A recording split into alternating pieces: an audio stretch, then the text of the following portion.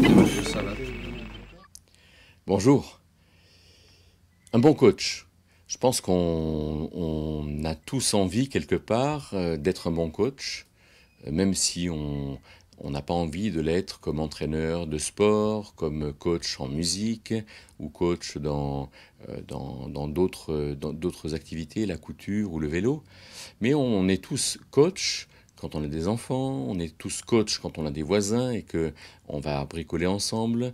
On est coach dans l'église, par exemple, quand on fait des choses ensemble et qu'on apprend aux autres. De ce point de vue-là, c'est peut-être intéressant de regarder comment est-ce que Paul fait avec Timothée en tant que coach.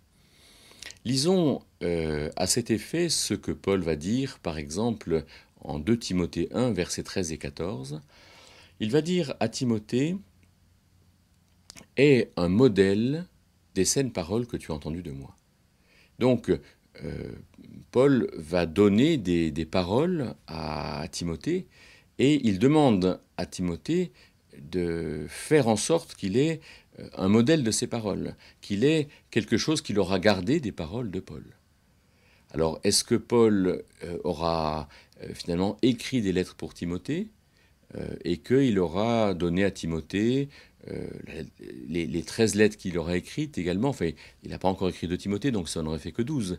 Mais est-ce que Paul, avec ses lettres aux Romains, aux Corinthiens, aux Galates, aux Philippiens, aux Thessaloniciens, etc., est-ce qu'il a donné à Timothée finalement un ensemble de choses qui lui paraissaient être porteuses des saines paroles qu'il fallait que Timothée entende? De ce point de vue-là, nous, en tant que coach, il faut qu'on sache qu'est-ce que nous allons dire et comment nous allons le dire. Est-ce que ces choses-là ont été écrites? Est-ce qu'elles ont été enregistrées? Voilà.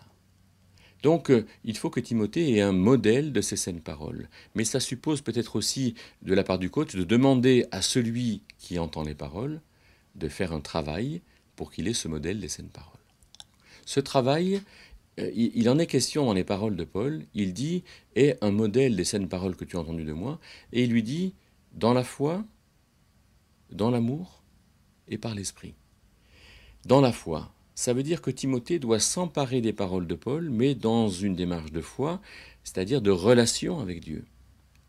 Paul enseigne donc à Timothée d'être en relation avec Dieu et de garder cette relation avec Dieu et de garder une conviction personnelle des choses, même si Paul lui apporte l'enseignement.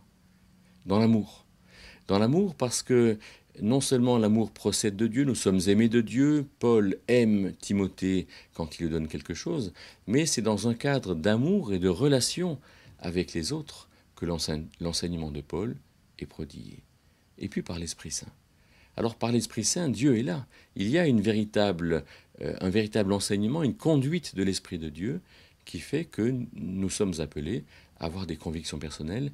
Et il faut véritablement que le coach respecte les convictions personnelles de celui qui entend des paroles, mais qui s'approprie par l'Esprit Saint de quelque chose.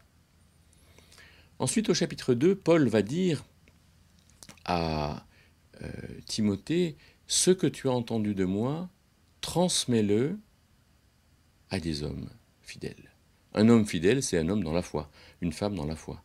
Donc, ce que toi, tu as pour toi-même, alors quand tu vois quelqu'un qui est dans la foi, il faut que tu le mettes en commun, il faut que tu le partages, hein, ce bagage que tu as. Il faut que tu le mettes à disposition.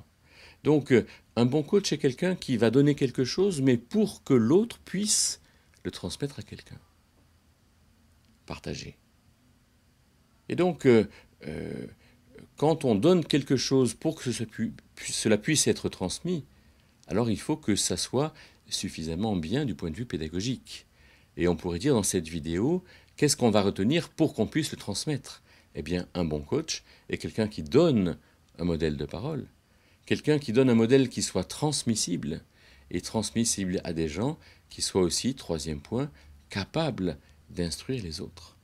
C'est-à-dire qu'un bon coach est quelqu'un qui va transmettre cette volonté de donner aux autres, mais de discerner chez les autres aussi cette volonté de transmettre aux autres. Et je dirais que cette volonté de transmettre aux autres devrait être chez tout le monde. Hein, dans la vie, on passe notre temps à avoir des gens plus jeunes qui viennent, qui accèdent dans notre proximité, Il y a continuellement des gens qui naissent, des gens qui viennent dans les églises. Et donc, nous avons, nous, à transmettre, mais à transmettre à des gens, à leur donner cette envie de transmettre aux autres. Des gens qui soient capables d'instruire aussi les autres.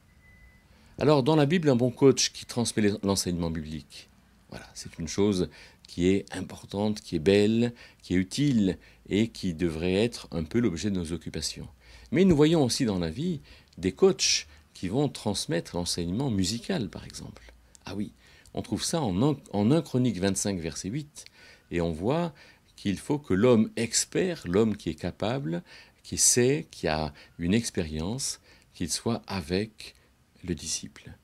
Et donc il y a quantité de situations dans lesquelles nous sommes appelés à transmettre la manière de s'habiller, de parler, de faire à manger, d'être avec les gens, de travailler, et bien que cette idée du coach puisse aussi nous aider à construire et à être des collaborateurs de Dieu.